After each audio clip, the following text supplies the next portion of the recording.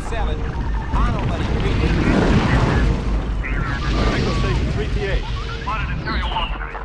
Hello there. Welcome back to Echo Base Network. I'm the coach, and I'm glad that you've joined us today. Even though you just clicked on our video, I can already tell. The Force is strong with you.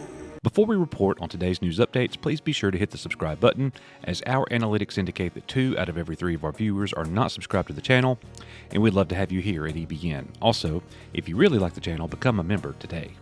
We're going to begin today's show by running through the Star Wars news of the day before moving on to other entertainment. Leaks and rumors continue to emerge nearly on a daily basis with the upcoming Disney Plus Star Wars show, Obi-Wan Kenobi.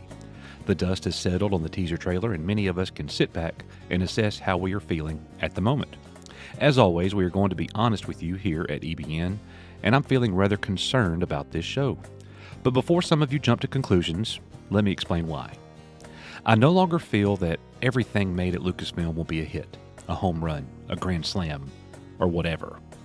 There was a time when I was the incredibly optimistic Star Wars fan that believed anything made by Star Wars was incredible.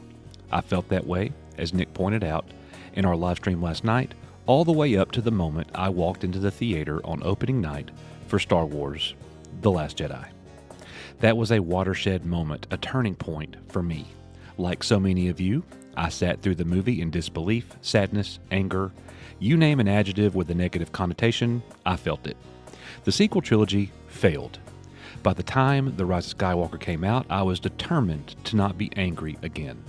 Nick and I both agreed as we walked into the theater that if it were terrible, we would just laugh and consider it bad comedy. Well, as you can imagine, that's precisely what happened. During that time, though, The Mandalorian was coming out. It was an interesting time for the first live-action Star Wars show to be debuting. I liked it. Some of the episodes were better than others. I even loved many of the episodes.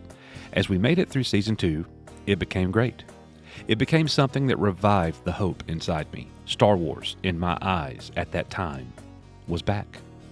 I was sold on the Favreau and Filoni team. I was sold that everything they touched would be great Star Wars. And enter the Book of Boba Fett. I hope you're laughing right now. Nick and I, here at Echo Base Network, were literally one of the first channels on YouTube to offer any kind of criticism for the show. To us, it was just very average.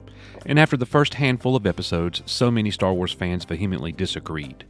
Maybe many just weren't seeing what we were. And even throughout the first few episodes, we were hopeful that it would change course and be something we enjoyed.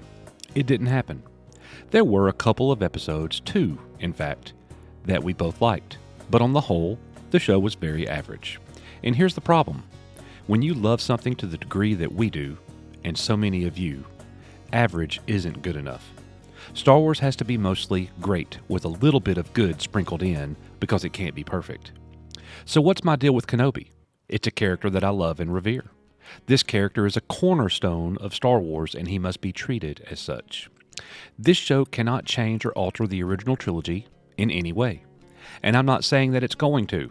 All I'm saying is that when the current regime produces something for Star Wars, I'm going to tiptoe into it.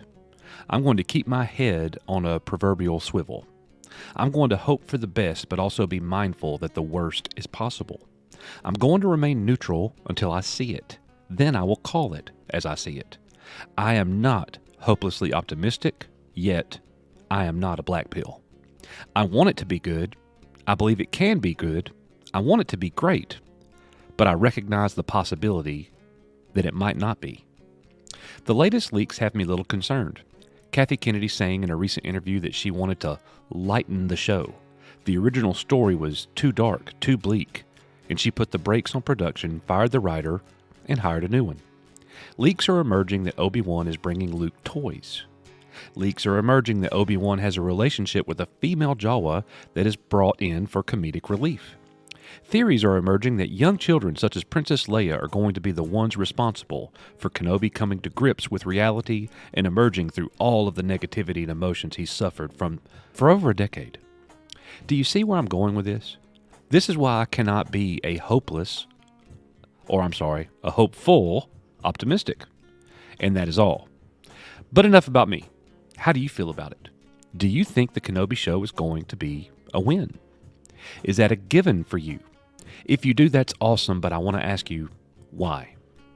I don't need to ask anyone why they would feel that it will fail, as that is something I think I have a grasp on. Please let me know in the comments, and we will be discussing this very topic this coming Saturday night, and your comment could be used on our show. In our only bit of non-Star Wars related news today, the first reviews for Moon Knight are coming in. The Disney Plus series stars Oscar Isaac and will serve as the introduction for many fans to one of Marvel's darkest and most troubled heroes. The series follows Mark Spector, played by Isaac, as he grapples with a dissociative identity disorder. The ailment causes Isaac's hero to jump between different identities, as he is drawn into a mystery involving Egyptian gods. Sab Astley of Collider called the project a brilliantly bonkers dark globe-trotting adventure. Thomas Story from Future of the Force said, "I've watched the first 4 episodes of Moon Knight. It's unlike anything we've ever seen from the MCU. It's a psychological thriller with a touch of Indiana Jones. It kept me on the edge of my seat the whole time, and Oscar Isaac delivers a mesmerizing performance." Tech Radar's Tom Powers said, "Full thoughts to come in my Moon Knight review, but I will say this. It's unlike anything you've seen from Marvel before. I'd go as far to say, and I don't say this lightly, it's the best MCU TV show ever."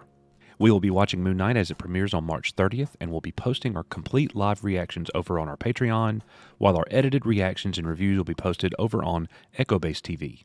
We hope to see you there. Thank you guys so much for coming to Echo Base Network today, where we will continue to provide Star Wars and entertainment news, updates, lore, and more. We would love to have you join us on our weekly Echo Base Network Star Wars and entertainment show each Saturday night at 7 o'clock p.m. Central Standard Time. As always, we are, you are, Echo Base Network. May the Force be with you, and I'll see you guys on the next one. Black Pill 2, out.